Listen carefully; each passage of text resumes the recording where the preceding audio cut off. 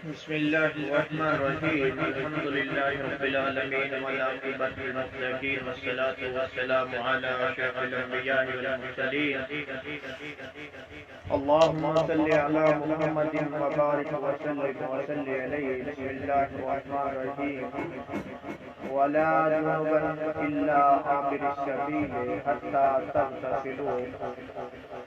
اللہ رب العالمین قرآن پاک میں ارشاد فرماتے ہیں اور جنابت کی حالت میں بھی نماز کے قریب نہ جاؤ حتیٰ کہ تم غسل کر لو، مگر یہ کہ راہ چلتے مسافر ہو۔ پہلے ہم نے سیکھا تھا غسل کا طریقہ، آج ہم غسل میں سمجھیں گے کہ غسل میں کون سی چیز فرض ہے اور کون سی سنت ہے اور کون سی مکروہات میں شامل ہے۔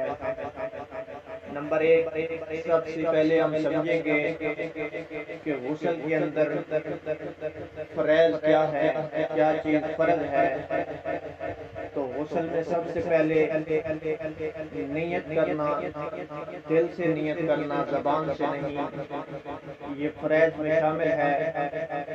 دوسرے نمبر پہ غسل میں جو فرض چیز شامل ہے وہ جنابت کو زائل کرنا ہے۔ نہانے کے لیے سب سے پہلے جنابت کو زائل کرنا، اور نبی علیہ السلام نے فرمایا انما الاعمال بالنیات وانما لکل امرئ ما نوی، عملوں کا انحصار نیتوں پر ہے اور ہر آدمی کے لیے وہی ہے جو وہ ارادہ کرتا ہے۔ تو سب سے پہلے نیت کرنا دل کے ارادے کا نام ہے جو یہ غسل کے فرض میں شامل ہے۔ اس کے بعد جنابت کو زائل کرنا۔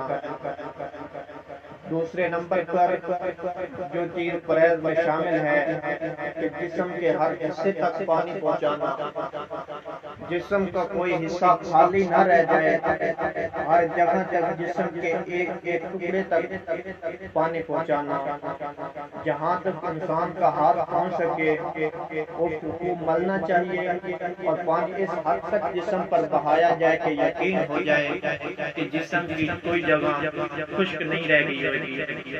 تیسرے نمبر پہ جو فرض میں شامل ہے انگلیوں اور بالوں کا خلال کرنا، اور جس جگہ امکان ہو کہ پانی نہیں پہنچے گا، جیسے ناک کا اندرونی حصہ، وہاں اتمام کے ساتھ پانی پہنچایا جائے اور کچھ جگہ کو ترک کرنا۔ دوسرے نمبر پہ غسل میں جو سنتیں ہیں، سب سے پہلے بسم اللہ پڑھنا۔ یاد رہے کہ ہر اچھے کام کی ابتدا اللہ کے نام سے ہونی چاہیے۔ برتن میں ہاتھ ڈالنے سے پہلے دوسرے نمبر پر سنت میں جو شامل ہے دونوں ہتھیلیوں کو دھونا چاہیے۔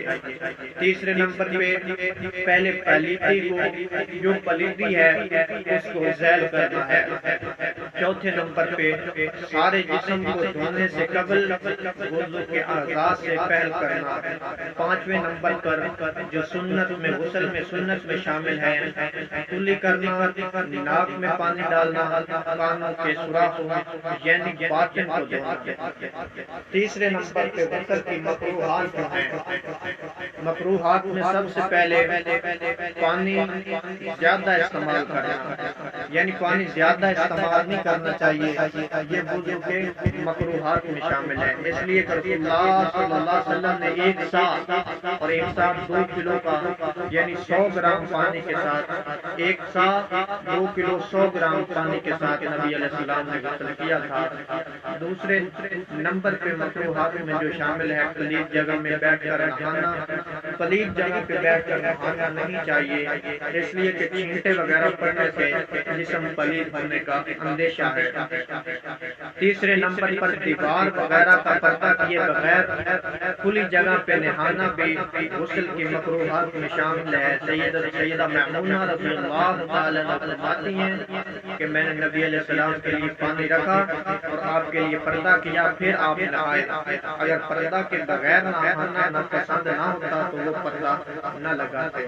اور آپ صلی اللہ علیہ وسلم کا ارشاد ہے کہ ان اللہ یحب الحیا سترہ وَإِذَا اغْتَسَلَ أَحَدُكُمْ فَلْيَسْتَتِرْ۔ نبی علیہ السلام نے فرمایا بے شک اللہ حیا والا اور بہت پردہ پوشی کرنے والا ہے۔